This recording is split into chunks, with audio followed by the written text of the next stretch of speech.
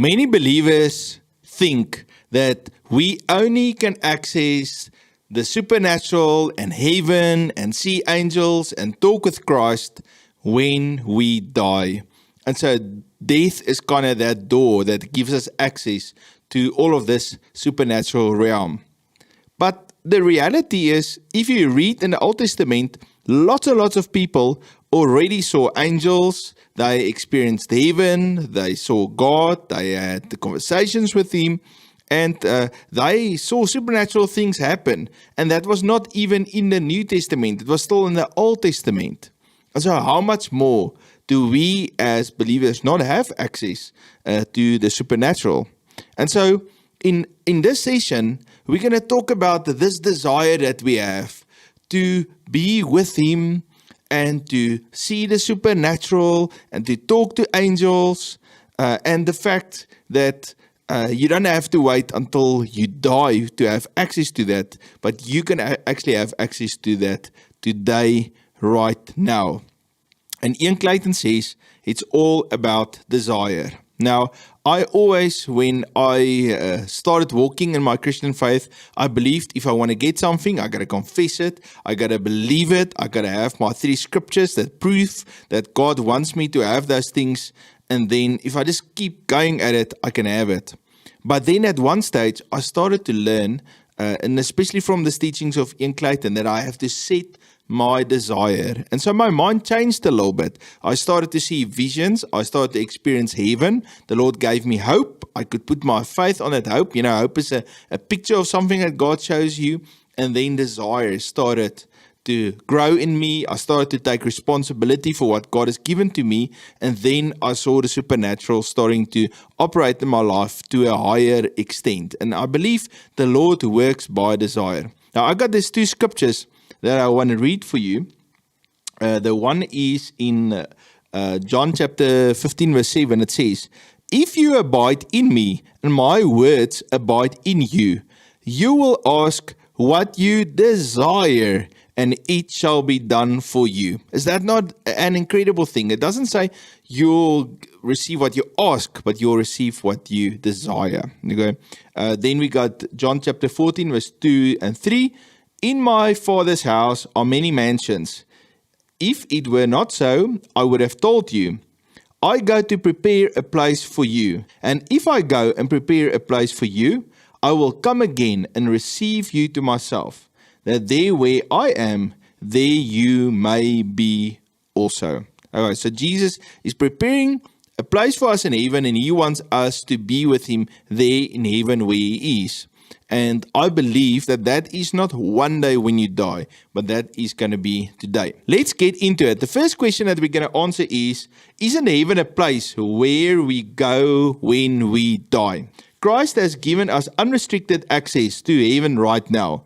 Many believers think that they can only see heaven and Christ and angels and His throne one day when they die, but that is not so. In the Old Testament, there's already examples of people seeing all those before they died. How much more freedom don't we have in our access to heaven now in the New Testament? Jesus said these words, that where I am, there you may be also. That's John 14 verse 3. Heaven is not far away. Jesus said that the kingdom of heaven is at hand. That means that heaven is as close to you as the air that you breathe, and we have access into it right now. That's amazing. Now, can we access heaven at will? God wants us to surrender our will to Him. We have a will, the freedom of choice and the sovereignty to do as we please. That's something that's real. We have it. But our will should be surrendered to the will of our Father that is in heaven. Jesus said, "Your will be done on earth as it is in heaven." In doing the will of the Father, I have access into heaven. God wants to give us the desires of our heart. When we set our desire on Him and to be with Him where He is, then He will give us that desire. Jesus said, "You will ask what you desire, and it shall be done for you." That's in John chapter 15, verse 7. Going to heaven is about desire for Him and to be with Him. My life and my future is not on the earth, but is in heaven. As we see the hope that He has for our future and we believe His good plans for us, then that will definitely include heaven. As faith rises in us, we start to desire His good plan for us, and naturally we then desire to be in heaven where our future is.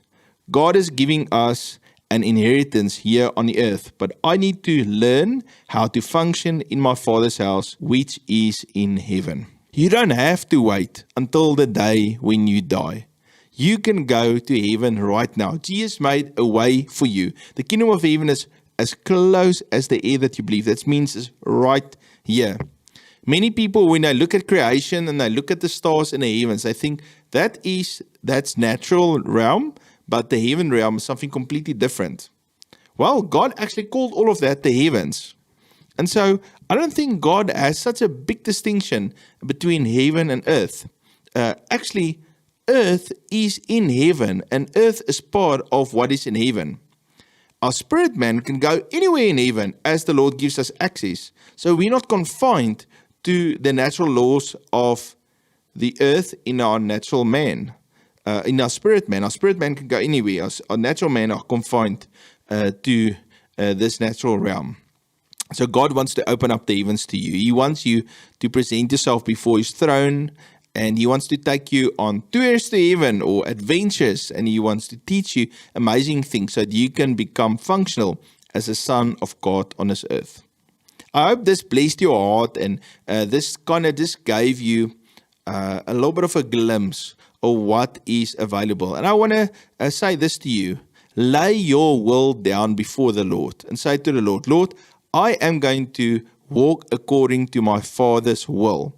And so once you surrendered your will to Him, then you can set your desire on Him and on where He is and on the function and the purpose, the destiny that He has for your life. And that definitely includes you going to heaven. Please like and subscribe. I hope this blessed you. Have a wonderful day. It's all around me.